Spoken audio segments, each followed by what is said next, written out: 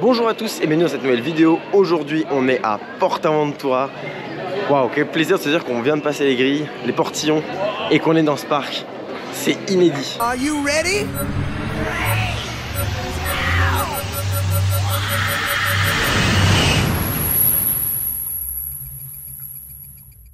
Je rêve de faire depuis des années et c'est foutrement joli. Putain, en face il y a Shambhala, Dragon Khan. Ça envoie du rêve, il y a des belles machines. Hier on était à Far Island, c'était franchement bien. Bien que bourré de défauts parce que petit parc et tout, mais on s'est quand même bien marré, on a quand même passé une bonne soirée. Donc là c'est cool.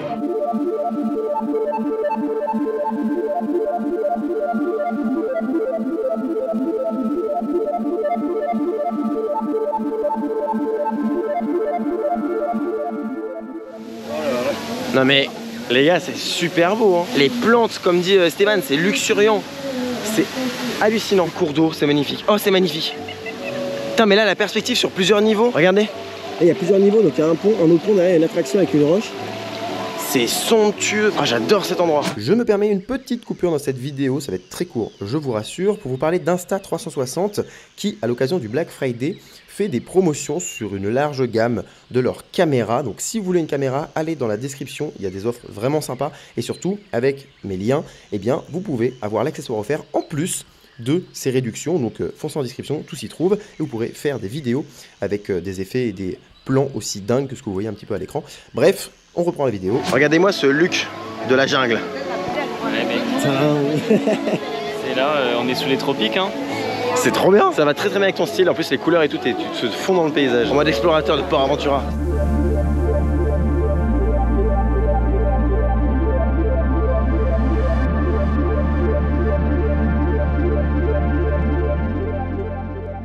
Là ce qui est ouf c'est qu'on s'approche vraiment de Shambhala et Dragon Khan, deux énormes machines du constructeur Bolliger et Mabillard. On entend le bruit des B&M dans les parcs parce que c'est très significatif ce genre de bruit. Et là c'est dingue d'en avoir deux qui circulent côte à côte. Ah, il y a Shambhala qui circule à côté.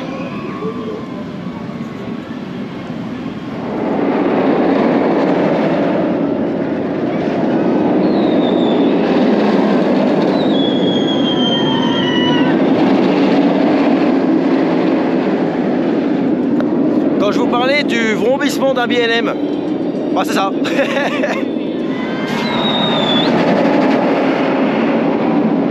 Ouais, il fait des sales bruits hein. Il m'a l'air de taper un petit peu ce coaster. Il m'a l'air d'être Etienne, il y a une drop là. Waouh. Waouh. Mais Shambhala devant nous. Je suis comme un gosse, je suis vraiment comme un gosse.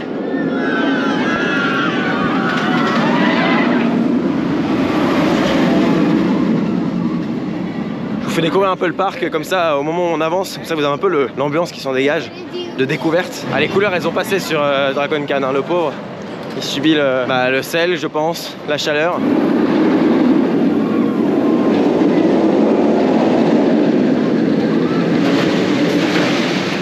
Il y a moyen de faire de très beaux plans dans ce parc. Shambhala il a une couleur vraiment trop belle. Ce coaster là j'ai regardé sur les réseaux, sur YouTube, sur tout ça pendant des années et des années. J'ai l'impression de le connaître presque. Alors que pas du tout. On rentre sur Shambhala qui est un hyper B&M. Il fait 76 mètres d'eau avec une chute de 78 mètres parce qu'il tombe un peu sous terre.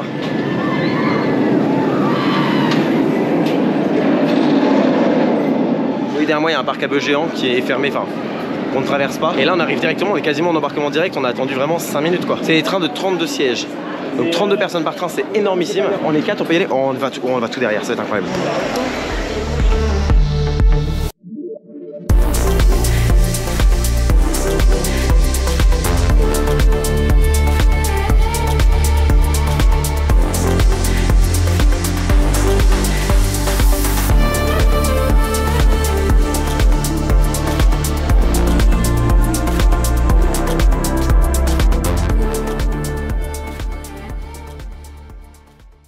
Nous sortons de Shambhala, quelle bonne machine. C'est impressionnant, une vraie chute bien impressionnante qui nous traîne. Il m'a pas foutu une claque. C'est une excellente machine, c'est un excellent B&M. Mais par exemple, j'ai préféré Superman à Park Warner ou Red Force pour l'instant. Mais là, à voir en fait quand il va chauffer, parce qu'on est vraiment le matin. La drop, c'est une drop monstrueuse, le train est très beau. On a des airtime qui sont interminables. J'ai pas eu de puissants airtime comme ceux auxquels je m'attendais un petit peu. mais ça reste très bien et on sent que voilà, chaque boss il le passe beaucoup plus rapidement. On a vraiment ce demi-tour qui est bien puissant, bien intense. J'ai eu un voile gris à un moment donné. Ah ouais? Ah bah en sortant de la... Ouais, de l'esperluette là, de cette figure de fond là qui fait demi-tour. J'ai commencé à boire un voile gris, j'ai fait c'est quoi cette dinguerie? Non, non, il est très puissant, très intense, très bien, très cool. Mais on attend qu'il soit chaud parce que là pour se prononcer je trouve qu'il est encore... il est encore en deçà de ce qui je pense peut offrir largement. Par contre en termes d'attente, bah déjà ça n'a pas augmenté. Et surtout les trains partent les uns après les autres. Depuis le début j'ai vu aucun train attendre sur les freins et ça tourne. Pour l'instant niveau exploitation il y a rien à dire. On vient d'arriver, c'est le matin. Mais là pour l'instant ça tourne extrêmement bien. Là j'ai envie de dire ils sont très efficaces en gare. Hein. Il y a 2 trains, ça tourne très bien. Et là du coup on va sur Dragon Khan qui a pareil pas grand chose d'attente. Hein. Ça me semble pas blindé cette histoire. Il n'y a que Uncharted qui a 70 minutes, sinon le maximum c'est 30 minutes à Furious Baco quoi. Les parcs à bœufs quand c'est rempli ça va être un enfer. Heureusement que c'est pas rempli aujourd'hui pour nous parce que j'aurais pété mon crâne.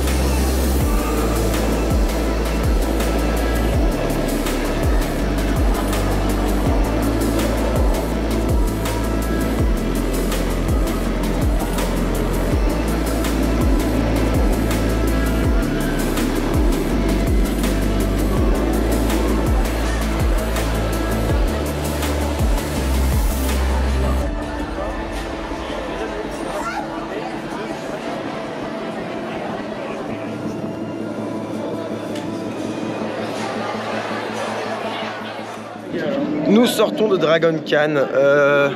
C'est violent comme truc, on sent qu'il a vécu, qu'il a bien vécu. Hein. Le train a travaillé la voie, on va dire ça comme ça. Non, c'est assez intense, ça fait bien vibrer notre tête tout simplement. Il y a quelques chocs quand même. On sent que c'est un gros truc là, il est peut-être un peu froid, on était au dernier rang aussi. Je préfère toujours Superman à parquer Warner dans la même vibe et qui est vraiment mieux. Là, le truc était traite, c'est qu'à un moment donné on arrive dans une figure, on aurait dit un 0 G-roll, donc un truc où on flotte. Et dans Superman, à Warner, on flotte de ouf. Donc là, je commence à me détendre, je me lâche pour flotter un peu. Et en fait, pas du tout, ça tourne et ça nous embarque et on se retrouve. Mais après, on a un jet, des jets de ouf dans la tête. Les gens qui sont avec moi, ils ont dit non. Ils ont pas kiffé en termes d'intensité. Parce qu'en plus de mettre des chocs et de vibrer un petit peu, c'est très intense. C'est-à-dire qu'il y a des forces hyper prononcées et c'est un peu dur de résister. Je préfère quand même carrément Shambhala. Hein. Par contre, au niveau des opérations, j'ai envie de dire, nous, il y a eu un petit ralentissement parce qu'ils ont dû faire changer des gens de siège. Mais en dehors de ça, ça envoie. Hein. Les trains, ils n'attendent pas en zone de frein. Hein. Pas une seule seconde. Vous pensez quoi du gélatérol? Du gélatérol? C'est vrai que c'est un gélatérol, genre. L'inversion, on fait ça, vraiment, on se fait genre blanc. Et tout le sang va dans la tête et c'est impressionnant quoi. Ah, l'ouverture, elle devait être mieux, je pense aussi. C'est pour ça, là, il mériterait un bon petit retract celui-là. Mais franchement, c'est pas déconnant. Allez, on va continuer à se promener dans le parc, on va découvrir un petit peu ça.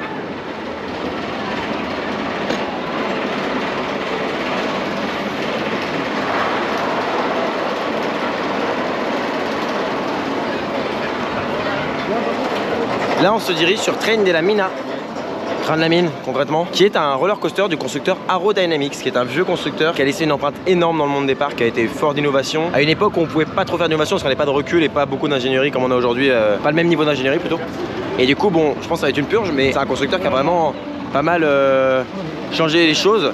Et par exemple, il y a Alan Schilke qui a travaillé chez eux, et c'est quelqu'un qui a travaillé ensuite chez RMC quand même et qui a designé beaucoup de montagnes russes pour RMC, Rocky Mountain Construction. Donc il y a vraiment des petites ramifications partout. Je vous ferai l'histoire, c'est prévu depuis des années, je suis désolé, de faire l'histoire des constructeurs, c'est très long. Arrow, c'est une empreinte très forte dans le monde des parcs et dans le monde des conceptions de montagnes russes en fait. Donc ça fait un petit quelque chose de faire un Arrow pour la première fois, il n'y en a pas beaucoup en Europe. Luc m'a dit qu'il y en avait 3, donc un ici et 2 à Blackpool, en Angleterre. C'est pas le plus gros Arrow, mais c'est sympa de pouvoir en faire un. C'est magnifique, par contre la thématisation elle est somptueuse.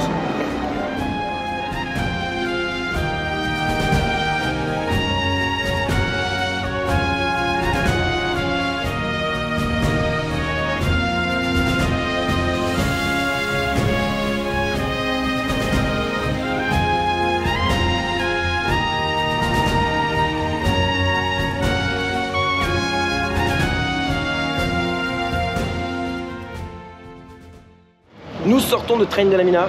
C'était pas déconnant, genre finalement ça passe même mieux qu'un Dragon Khan. Bon, c'est mal branlé, on va pas se mentir. Il y a vraiment genre, ce qu'on appelle les bankings, donc tout ce qui est voilà, la forme des rails. Genre c'est vraiment un virage, ça va pas se faire comme ça va vraiment être tac tac tac tac. Enfin, c'est vraiment des à-coups. Le virage, on a une ligne droite, d'un coup on a un virage, ça fait juste clac comme ça quoi. C'est vraiment on a une zone de frein qui est en descente, on a à un moment donné on fait un virage, on sort du virage, normalement ça se remet droit, on reste sur le côté avant de retaper l'autre virage, genre c'est trop bizarre. On a une ligne droite sur le côté. C'est mal foutu mais c'est marrant et ça tape pas tant que ça. Alors allez, il est froid mais on était au dernier wagon. Moi j'ai bien aimé, c'est joli, c'est foutrement joli. Et le départ il est marrant parce qu'on descend et on prend un peu de la vitesse et tout avant de jouer dans le premier lift. Et un truc très bizarre, c'est qu'à un moment donné entre deux lifts, c'est très court. On fait un lift, on chute, on fait même pas 100 mètres et on repart sur un lift, donc c'est assez marrant. C'est vieux, c'est old school, il y a un petit côté un peu marrant à avoir fait ça. C'est vraiment beau en plus. Voilà, on a des acolytes qui vont faire Huracan Condor et avec Luc on va pas le faire. Luc l'a déjà fait, moi j'ai pas envie de foutre les pieds dans une tour de chute aussi grande. En tout cas ce qui est impressionnant c'est qu'il y a un bâtiment à la base de la tour qui en fait représente un bâtiment cassé et en fait le chapeau de la tour, parce que la tour elle a un espèce de chapeau, ça reprend un peu des petits morceaux du bâtiment comme si en fait entre les deux le bâtiment était cassé. Je trouve ça génialissime là niveau théma et j'ai jamais compris pourquoi il y avait un chapeau comme ça au dessus et là je viens de comprendre.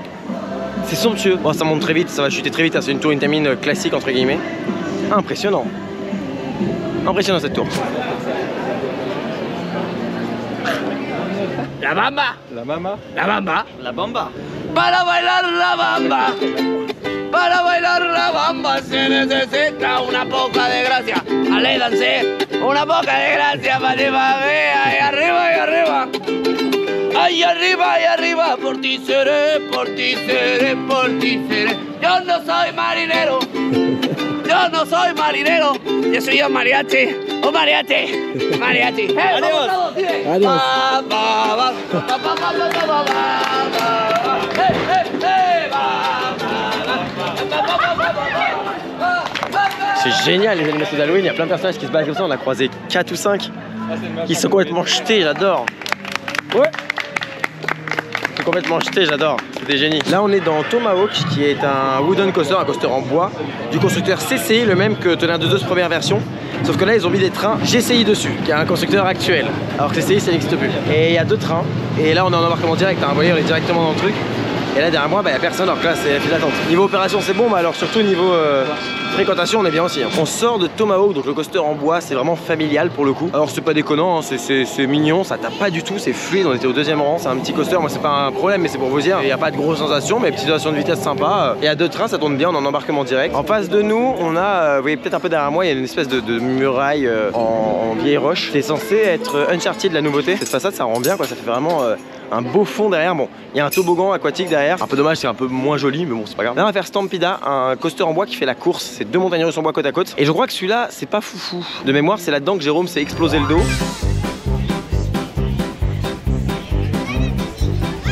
Niveau temps d'attente, on est vraiment. Il y a Uncharted qui a 40 minutes. Le reste, c'est Furious Baco, Shambhala, ils ont 10 minutes. Et le reste, c'est 0 quoi.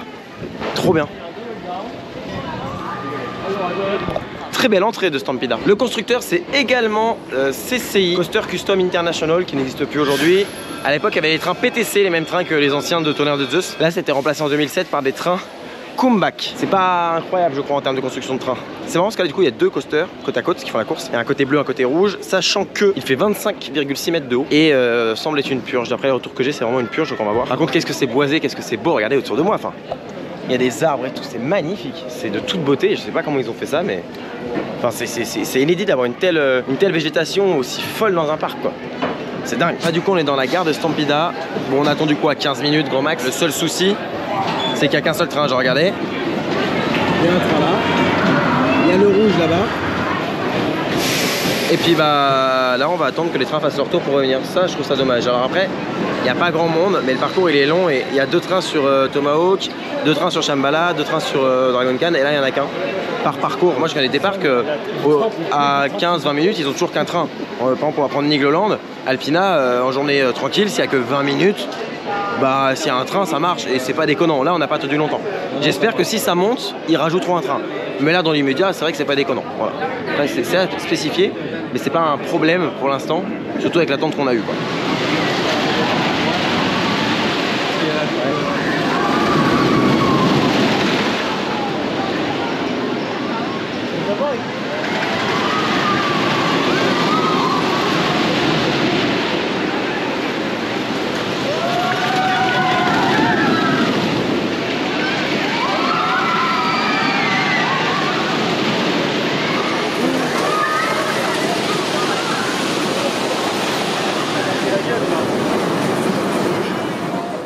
On sort de Stampida côté bleu, ça tape beaucoup. Je le comparais un peu à un loup-garou au premier rang ou un Tonnerre de Zeus ancienne version quand il tapait vraiment fort. Après je m'attendais vraiment à pire en termes de violence. Après ça reste une purge, hein. C'est vraiment pas un bon coaster en termes de ressenti. Les trains comeback sont vraiment pas bons. Je crois qu'ils savent vraiment pas faire des trains à comeback.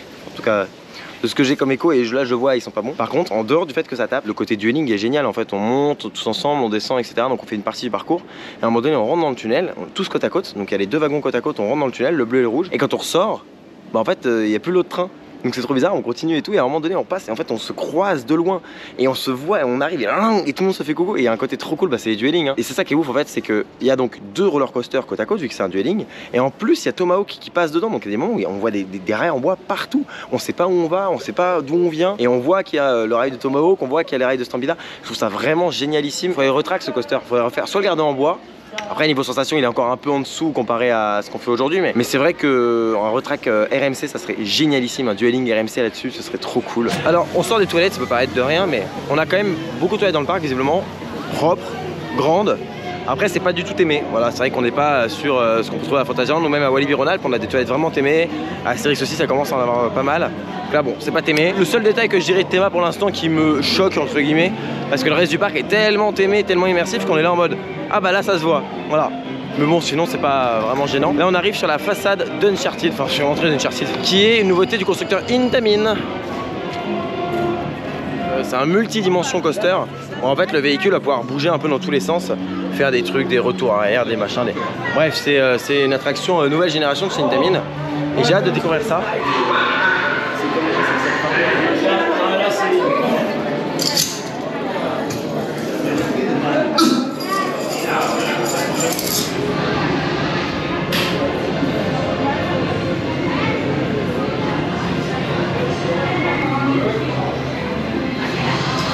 Nous sortons d'Uncharted.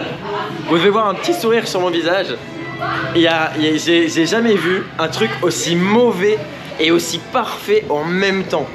C'est le pire et le meilleur du Dark Ride qu'on peut avoir. La partie thématique, alors on a une file d'attente qui commence tranquillement, on a des écrans qui ressortent un peu trop, on voit pas mal la technique. D'ailleurs plus on avance dans la file d'attente, plus c'est aimé et immersif. Et on arrive dans la gare où c'est vraiment joli. Bon il y a des espèces de petits panneaux en métal qui sont un peu brise-vue, mais sinon c'est super beau au niveau du plafond et tout. Alors que dans la file d'attente on voit vraiment beaucoup trop de plafond. Mais alors par contre, donc quand on rentre dedans on se dit c'est cool, on part. On arrive dans le hangar et là on se trouve face à un écran géant.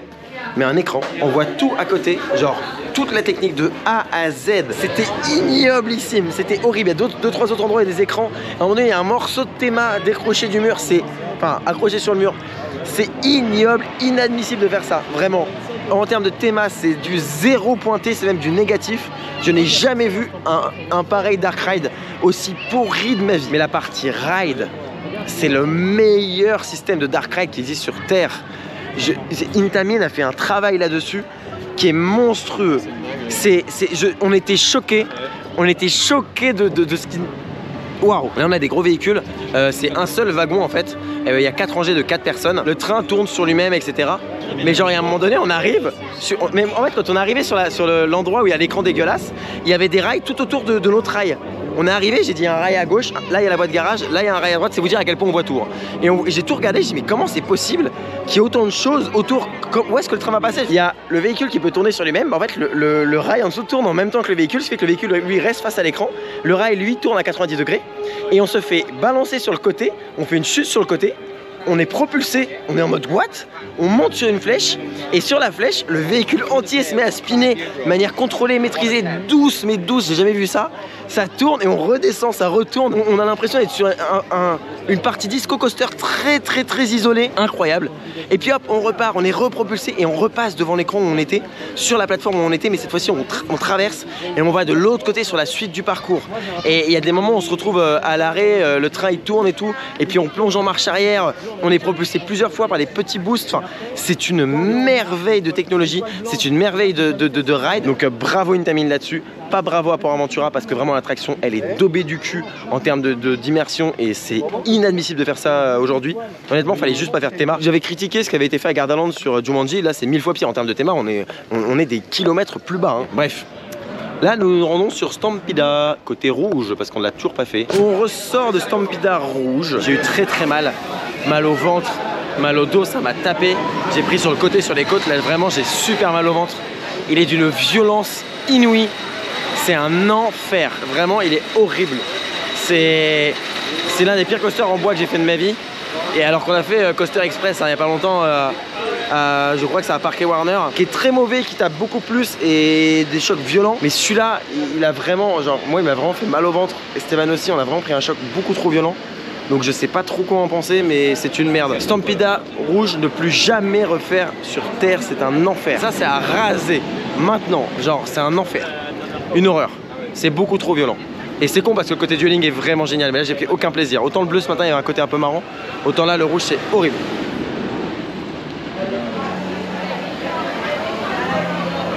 Là on va manger au Steakhouse Burger, je sais pas, c'est à côté d'Uncharted, juste à côté d'Uncharted. Il y a un menu à 19 €, 19,90 €. On a entrée, plat, dessert et une boisson de 500 ml. On peut même prendre une pinte de bière à la place d'un coca, voilà. À consommer avec modération toujours, mais j'ai ma petite idée de ce que je vais prendre quand même. Et voilà, 19 €, je suis pas hyper honnête. On va voir si c'est bon, mais en tout cas sur le papier c'est hyper honnête quoi.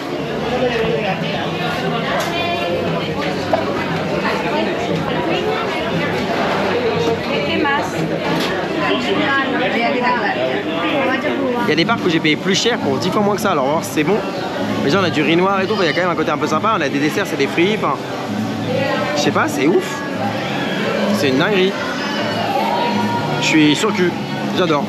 J'ai hâte de goûter ça en tout cas. On vient de finir de manger, c'était très bon, très copieux, j'ai eu du mal à finir mon repas. On est vraiment repu au maximum.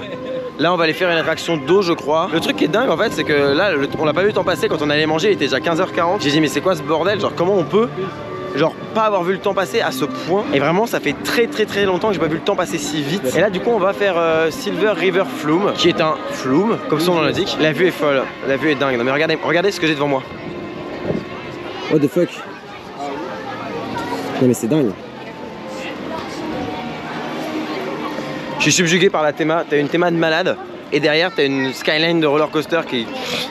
T'as un camelback de Shambhala qui démonte l'horizon. Voilà, pour moi, là, Shambhala il démonte l'horizon, c'est incroyable. T'as un pont magnifique, regardez-moi ce pont qui est superbe en métal comme c'est wow. Quelle dinguerie ce parc. On a le coaster, on a le Mint Train qui est pas très loin.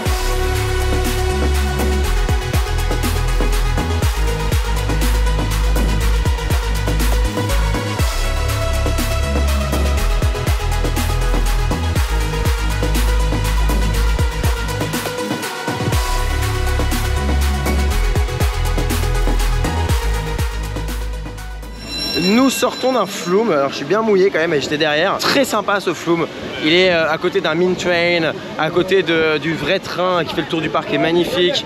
Enfin l'intégration elle est géniale, la gare c'est une gare qui tourne avec des petits murets en pierre et en fait c'est vraiment des murets, vous savez un peu genre qu'on retrouve un peu dans les vignes, dans le sud de la France, je sais pas mais c'est trop beau. Il y a 3 chutes je crois et chaque chute est de plus en plus haute. J'aime toujours en marche avant mais non c'est sympa. Et donc là du coup on va aller faire le gros coaster qui nous reste.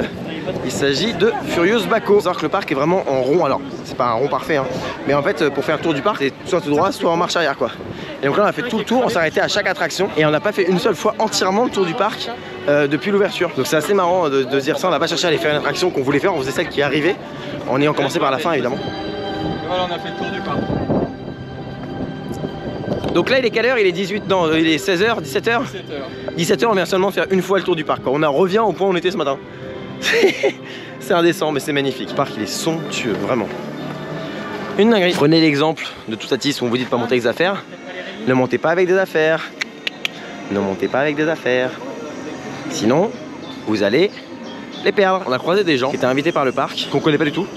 Et je sais pas pourquoi, enfin moi j'étais pas là, et eux ils leur ont filé les fast-pass. Voilà. On profite des fast-pass pour une raison simple, c'est qu'on va essayer de faire Furious Baco au premier rang qui est normalement le meilleur rangé. Et donc on utilise les fast-pass pour ça, pour profiter du premier rang. C'est magnifique. Non franchement la file d'attente de Furious Baco elle est magnifique, regardez.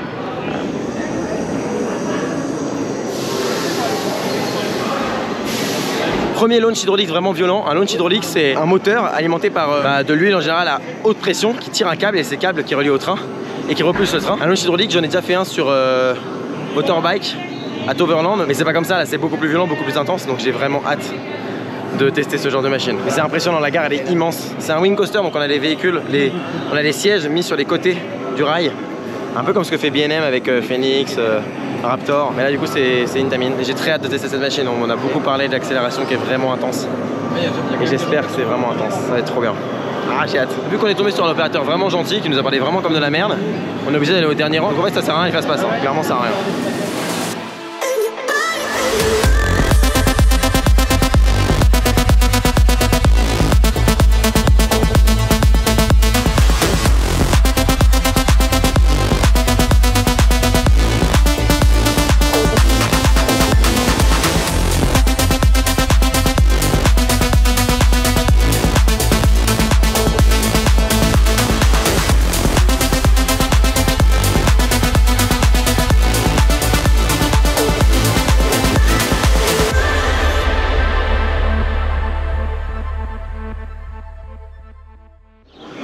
On sort de Furious Baco. Je crois que c'est le pire coaster en termes de vibration que j'ai fait en métal. C'est le pire. C'est le pire. On était au dernier rang extérieur. C'est le pire. Je pense qu'on peut pas faire pire que ça. À savoir tout de même que quand je suis éclaté, vraiment ça m'a détruit. C'est con, l'attraction elle est magnifique et tout. Le launch de départ, c'est le meilleur launch que j'ai fait de ma vie pour l'instant. C'est une merveille. Et c'est là que je me dis, il y aurait Red Force, qu'il y aurait ce type de launch là, ce serait. Oh le monstre, alors que déjà c'est une bonne machine, mais alors là ce sera un monstre. Le problème c'est que là vraiment c'est juste une purge. Et à l'arrière, franchement l'opérateur il nous a baisé et il nous a parlé comme une merde. S'il vibrait pas ce serait génial. Bon le parcours est pas ouf, mais c'est marrant, il y a des grands virages, on a une inversion, hop, grand virage et on arrive en gare. C'est très court, c'est comme Red Force, ça n'a pas grand intérêt, mais sur le parcours, mais pour le launch et pour même l'ambiance. Le départ de Furious Baco, on rentre dans un espèce de pré-show. Bon là il y avait une porte qui était ouverte. Normalement il y a la porte qui se ferme derrière entre la gare et le pré-show. Un peu comme Baron en fait à Efteling. Et là en fait il y a tout un petit scénario. Et d'un coup il y a le launch et c'est vraiment bien. Il n'y a pas de 3-2-1-0, il y a tout un. Et j'aime beaucoup ce pré-show. Et du coup c'est ce qui manque je pense sur Red Force. C'est un pré-show, un truc qui met bien en pression. Là je trouve que c'est très réussi sur cette attraction. Ça vibre tellement que moi j'ai envie de vous dire rasez-le. Limite j'ai envie de le dire rasez-le ou changez les trains, mais faites quelque chose parce que c'est juste infâme au possible. Dans l'état actuel où il est, et vu qu'on l'a fait au dernier rang parce que bah on n'a pas pu le faire ailleurs, je vais le juger comme ça, je m'en ai rien à foutre. Et comme il est, comme je l'ai fait là, c'est une purge et je vous déconseille fortement de le faire. Je crois que c'est l'un des pires coasters que j'ai fait de ma vie en termes de vibration, vraiment. En tout cas là on va aller faire je pense du Shambhala, un truc beaucoup plus faisable on va dire. Shambhala avec un seul train. On se demande soit c'est soucis techniques parce qu'il est quand même tombé en panne plusieurs fois, des petits problèmes de harnais et tout. Donc est-ce que, enfin de harnais qui s'ouvre pas, tant mieux. Est-ce que c'est pour ça qu'ils ont sorti un train? Mais du coup vu qu'ils en ont 3, ils auraient quand même pu mettre un à la place. Là on se dit soit sinon à un moment donné il tombait tellement bas en termes de fréquentation que 2 trains c'était beaucoup trop et du coup il faisait tourner qu'un train. Ce que je peux comprendre mais qui est quand même pas ouf. Nous sortons de Shambhala, on était au deuxième rang, enfin deuxième wagon, donc j'étais plutôt 4e rang pour le coup. Et petite chose intéressante, c'est qu'on est arrivé par les fast-pass, on a demandé est-ce qu'on pourrait aller devant. Elle nous a dit non, elle nous a dit le devant c'est réservé pour les gold. Donc quand on a un fast-pass qui n'est pas gold, on ne savait pas de quel fast-pass on avait. Mais on ne peut pas aller devant, au premier rang. Donc qu'est-ce qui s'est passé? Elle nous a dit vous allez au deuxième wagon. Voilà, quelqu'un qui soupe pas de notre gueule. Elle nous a pas insulté, elle nous a pas voilà, elle nous a dit oh pas de soucis, vous allez au deuxième wagon. Elle nous a dit pourquoi on pouvait pas aller au premier. Et en plus elle nous a dit aller au deuxième, ce qui est vraiment cool parce qu'on était vers l'avant et voilà. Ce qui manque sur ce coaster, c'est le seul truc qu'il y a sur Silver Star et qui est mieux sur Silver Star, mais c'est vraiment le seul unique truc. Et c'est un détail, c'est le Hester. C'est le petit virage qui fait clac clac comme ça, j'avoue que en vrai ça, c'est vrai qu'il est sympa le Hester. Ça c'est ouf et sur Shambhala ça aurait été trop bien à la fin de faire un petit passage un peu à du sol qui fait clac clac clac comme ça. Ça aurait été bien.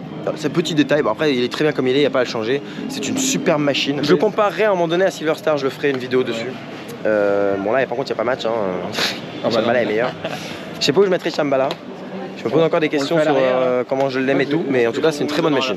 Bref, on va sur Shambhala. Et en fait avec un seul train on a commencé, la file était un peu plus longue que ce matin. Et au final on a fait quoi, 15 minutes d'attente. Ouais, si c'est pour ça qu'ils ont enlevé le train, je sais pas, je recherche pas d'excuses. Je m'attendais aujourd'hui pour être totalement transparent à défoncer le parc sur les opérations parce que c'est ce qu'on m'avait dit en fait. Vous le savez, un parc qui gère pas ses opérations ça me rend malade. Ça me rend malade à fond. Là j'ai rien à dire. Et là, je donne des éléments que je connais dans les parcs. Quand on tourne à 2 trains, ces 2 trains partent à chaque fois à plus de la moitié vide, ça sert à rien. Et là, un train, bah, finalement, avec 15 minutes d'attente, donc en vrai, ça me dérange pas dans d'autres parcs, donc ici, ça va pas à me déranger. Donc s'ils ont enlevé un train pour ça, c'est pas incohérent.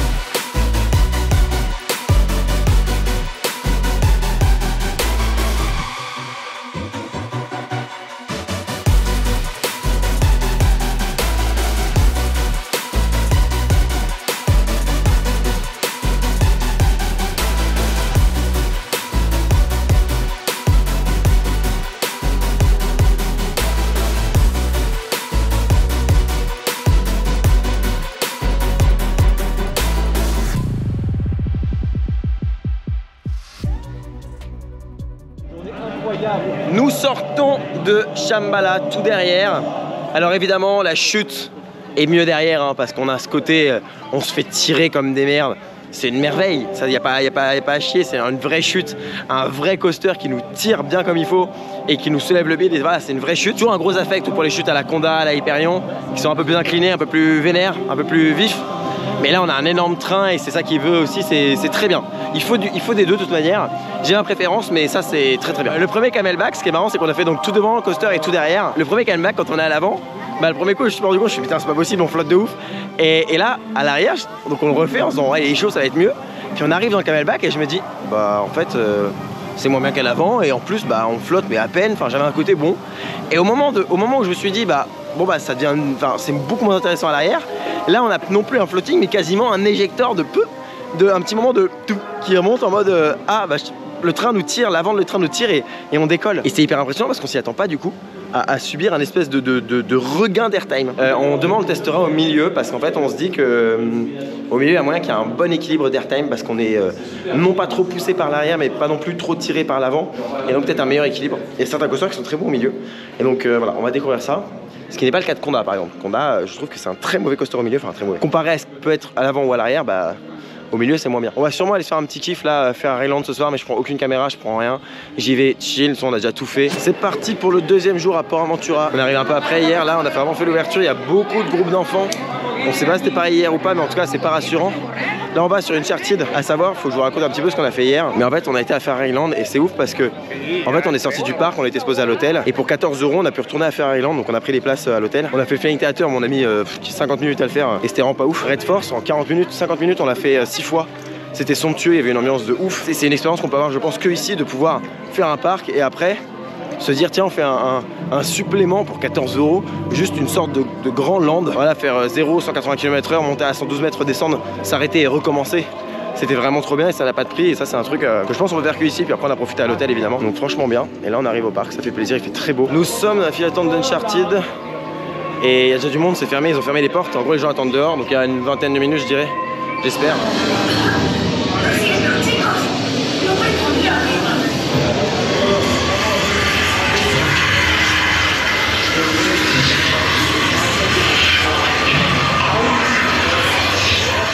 C'est nul! On sort d'Uncharted. Alors j'ai quand même un truc à dire, c'est que c'est dommage, on voit pas assez la technique.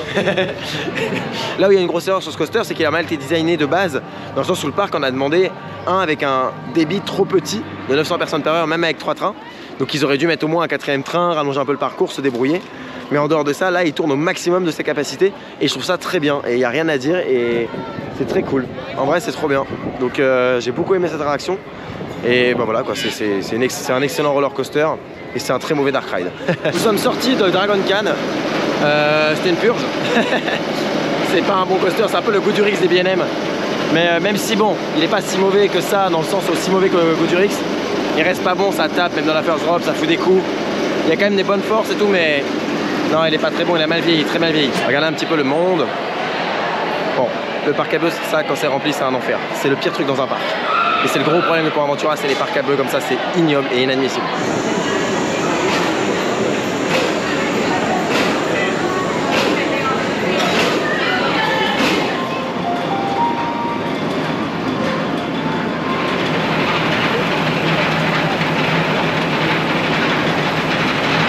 Nous sommes sortis de Shambhala, on était au milieu. C'est plus doux en termes d'airtime, c'est très long. On a ni cette sensation d'avoir un airtime long mais puissant, ni cette sensation d'avoir un airtime court mais intense, comme on pouvait avoir à l'avant ou à l'arrière. Là on avait un côté plus équilibré, mais très long par contre. Les airtimes sont très longs. Par contre là ça envoie, alors nous on a eu quelques couacs dans la gare, et quand on arrive en gare, bah, les trains se sont mis à partir vraiment rapidement. Et les trains quittaient la gare avant que l'autre il ait rejoint la zone de frein. Très encourageant, très cool. Une bonne opération encore aujourd'hui. Donc on est content. Nous sommes dans Sesame Street, qui est un dark ride. Je sais pas du tout à quoi m'attendre, je sais pas du tout ce que c'est, mais je crois qu'il y a des bons retours dessus. C'est très joli en vrai.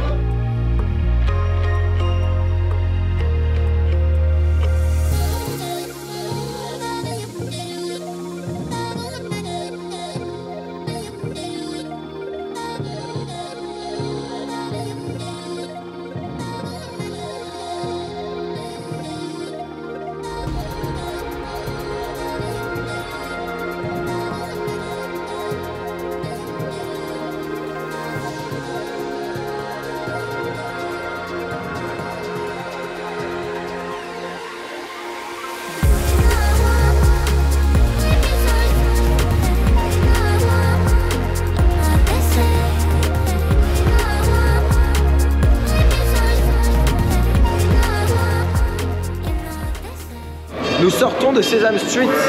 Honnêtement, c'est vraiment très bien. Alors, il y a la file d'attente, c'est dommage pour les écrans parce qu'il y a les écrans de traduction qui sont ignobles, mais alors franchement la file d'attente elle est trop cool, c'est vraiment bien foutu. Malheureusement en embarquement dans la gare, il n'y a qu'une seule personne et elle gère le truc, voilà, bon comme elle peut, et des fois il y a des gens qui prennent plus de temps pour X raisons. Ils ont des enfants, faut mesurer les enfants, ils ont machin et tout. Et donc du coup le problème c'est qu'on se retrouve avec une attraction qui tourne à bas débit quoi. Là on est sur le premier truc où je trouve que vraiment c'était mal opéré. Et en dehors de ça, sinon le Dark Ride est vraiment génial, c'est un de mes préférés. Normalement on voit juste des scènes. Et là on arrive, boum, on a vraiment une scène où on avance dedans et tout, c'est vraiment bien. On a, et ça c'est génial, des décors physiques très fournis, très cool, il y a de l'odeur, on sent les cookies, en fait il faut tirer sur des cookies. Tout est justifié par le pré-show d'un file d'attente et ensuite on se retrouve dans l'attraction. Je sais pas comment on peut faire une si bonne attraction comme ça en mode Dark Ride et comment on peut avoir Uncharted derrière, c'est bizarre. Mais bon, en tout cas, c'est validé, c'est survalidé, c'est très bien. Là on va aller faire Tami Tami, qui est une attraction pour enfants, familiale. Et c'est un petit family coaster de chez Vekoma, qui est très bien intégré. C'est simple mais c'est super joli. Donc j'ai hâte de faire ça, ça a l'air très sympa.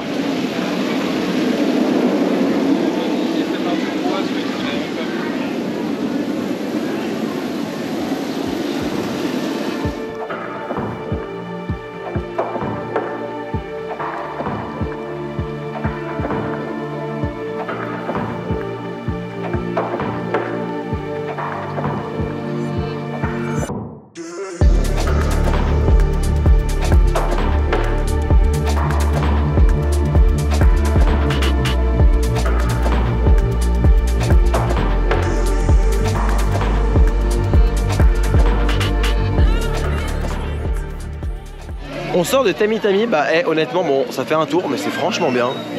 C'est con, mais c'est bien. Ça respecte les enfants, c'est beau. C'est vraiment très bien comme petit coaster pour enfants. Il n'y a pas de choc, il n'y a rien, c'est trop cool. Alors après là, bon, il n'y a quasiment pas d'attente, mais débit négatif, hein, l'opérateur il est tout seul. Après, là il n'y a personne, donc je peux comprendre qu'il y ait qu'un seul opérateur. Mais ça en exploitation avec du monde, c'est impossible.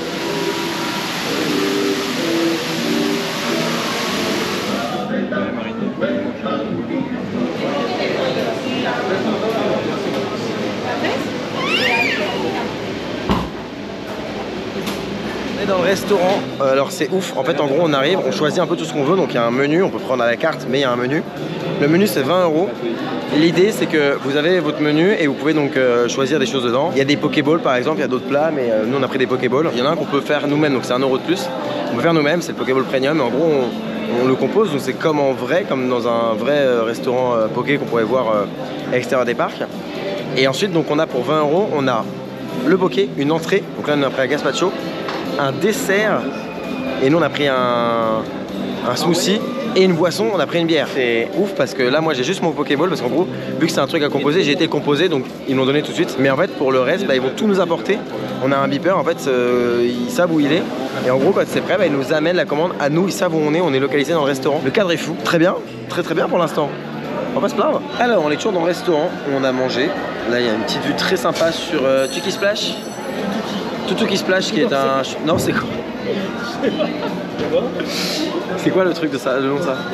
Ah putain, c'est très beau cadre pour manger, c'est vraiment super. C'était très bon, j'ai encore une fois eu du mal à finir parce que c'était très copieux. C'est rien à dire, très bon restaurant, très bon cadre, on est servi vite. Là on se met très bien et on va normalement aller faire ça. Moi j'ai pas envie de le faire pour l'instant, mais on doit aller faire ce truc là. Tuki Splash, un shoot the chute. Constructeur Intamin. Constructeur Intamin. Merci JS, qui est très content d'apporter sa pierre à l'édifice dans cette vidéo.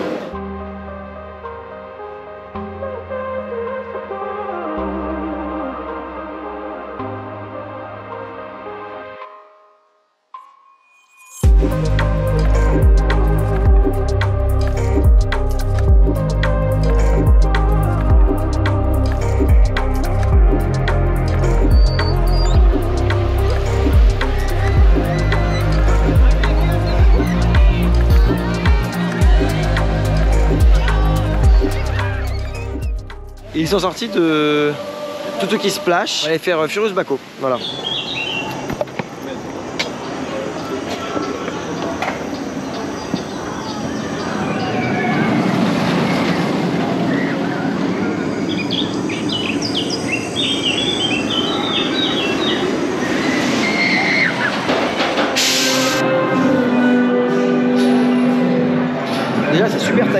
les gens ils ont tagué de partout, c'est un délire.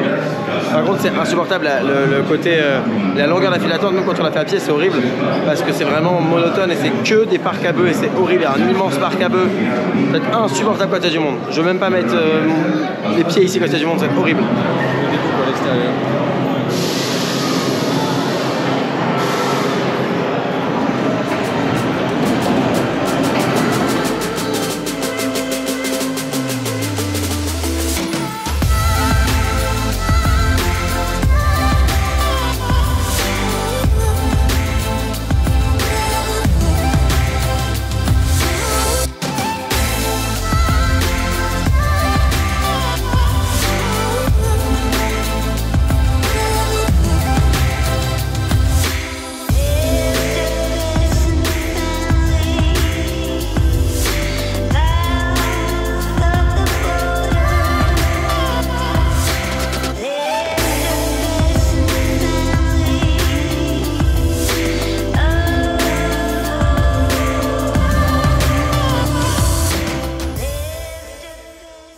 De Furious Baco, là on était vers l'avant, on était au deuxième rang. Moi j'étais à l'intérieur parce que la dernière fois j'étais à l'extérieur. C'est moins pire, ça reste une purge mais c'est moins pire.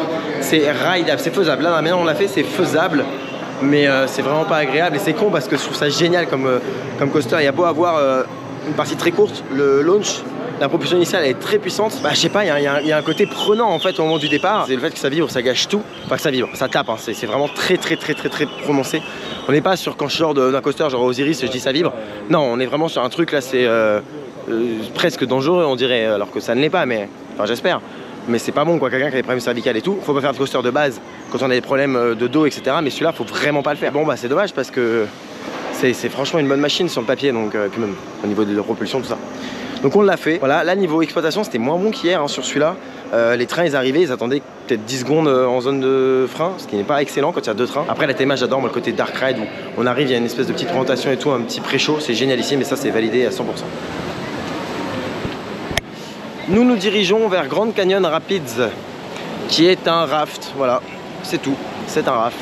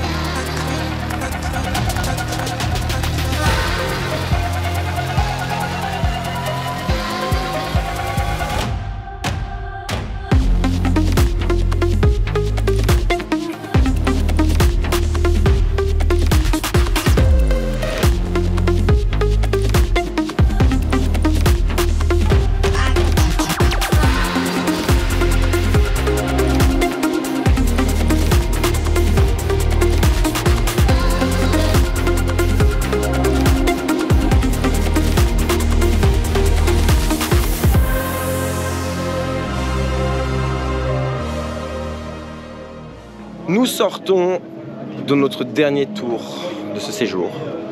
Un tour de Shambhala et on n'a pas eu un seul tour, d'ailleurs on a eu 2 tours. Il reste même pas 10 minutes, on a pu faire 2 fois en 10 minutes. Les camelback, l'airtime du camelback qui dure une demi-année, c'est un monstre d'airtime, c'est une merveille. Au premier rang c'est fou, quand on va au dernier rang, parce qu'en fait du coup on l'a fait à l'avant-dernier rang exactement, c'était somptueux. Les camelback c'est ouf parce que le camelback on commence, il est doux l'airtime et au moment où le train se fait retirer dedans, parce que l'avant plonge, là on soulève en espèce d'éjecteur, mais c'est complètement dingue. Et le tout cumulé était juste somptueux et je suis subjugué de ce coaster. Il est monté très très haut dans le top, là je ne saurais pas dire où. Je ferai une vidéo au top pour mettre un peu tout en ordre. On va débriefer un petit peu le parc. Comment dire, c'est un très très bon parc. J'avais des gens s'attendaient à ce que je fustige ce parc. Et à juste titre, si l'expérience que j'avais vécue avait été la même que celle vécue par beaucoup d'autres, j'aurais fustigé le parc. Mais force est de constater que, mis à part 1 ou 2 petits couacs vraiment pas alarmants en termes de gestion sur les coasters en termes de débit, bah en fait il n'y a pas de problème quoi. Donc nous on n'a pas eu de soucis, il était juste bon. C'est pas excellent, on n'est pas sur un Europa Park en termes de gestion, mais c'était bon, voilà. Donc rien à dire. Faut bien distinguer 2 choses, fréquentation et gestion, parce que fréquentation, c'est donc s'il y a du monde ou pas. Ce qui est du monde, c'est une chose, mais qu'ils n'arrivent pas à faire partir les trains à temps et donc qu'on attende plus que ce qu'on devrait attendre dans la file d'attente, ça c'est pas normal. Et donc forcément, il faut bien discerner les deux. Et là, on va me dire, oui mais Etienne, il n'y avait pas beaucoup de monde, c'est pour ça que tu as bien aimé le parc et tout machin. Évidemment, ça joue. En aucun cas, je dirais la gestion est bonne juste parce qu'il n'y a pas beaucoup de monde. Évidemment que pour tester un parc, dans l'absolu, il faut qu'il y ait du monde pour se faire une vraie idée. Mais il faut aussi bien comprendre que si on voit les trains partir en temps et en heure, qu'on voit qu'ils mettent le nombre de trains suffisant pour le nombre de personnes dans la journée, il n'y a pas de problème. Et là, on pourra me dire ce qu'on veut, mais on m'avait dit que même quand il y avait personne, les trains ils partaient pas, ils marchaient et tout. Rien à dire là-dessus. Ensuite, l'expérience du resort, on a Ferraryland qui ne devrait pas être un parc, qui devrait être un land de ce parc-là. Sauf que ce qui est ouf, c'est que déjà il y a une très bonne attraction et puis il se complète très bien. Et le soir, quand on va à l'hôtel, qu'on va manger, quand on va boire un coup et qu'après on va aller faire un coaster qui nous arrache la tête, qui nous envoie à 180 km/h et nous fait monter à 112 mètres de haut, on peut. Et ça c'est juste unique et c'est Port Aventura qui nous l'offre. Donc ça c'est un truc, qui nous l'offre, c'est payant, mais c'est qu'il n'y a que à Port Aventura qu'on peut faire ça, je trouve aujourd'hui. Et ça par exemple c'est ouf.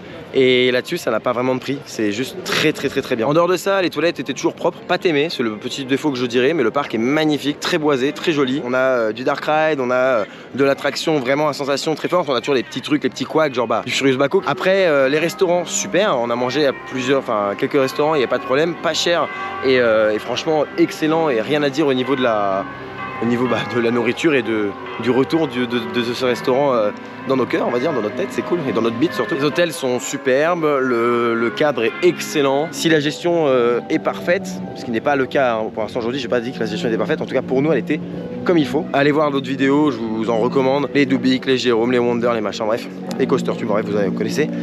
Tout ça, voilà, ils vous diront un petit peu leur retour à eux et c'est souvent différent. En tout cas, voilà, vous avez ce retour là, et si le parc adopte une gestion exemplaire continuellement, ça devient l'un des meilleurs parcs d'Europe, hein, si ce n'est le meilleur parc d'Europe hein, quasiment. Donc voilà, c'est quand même, faut quand même être conscient de ça, qu'il y a une base qui est fabuleuse.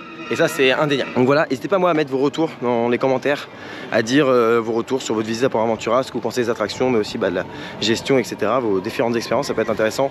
Vous abonnez, vous likez, partagez la vidéo, vous connaissez. Merci d'être resté jusque aussi loin dans la vidéo parce que je pense qu'elle était très longue. Et ceci étant dit, je vous remercie d'avoir suivi la vidéo jusqu'au bout. Je vous dis à bientôt pour un prochain épisode, soit en EDB World, soit une vidéo dans un parc. D'ici là, soyez enthousiastes.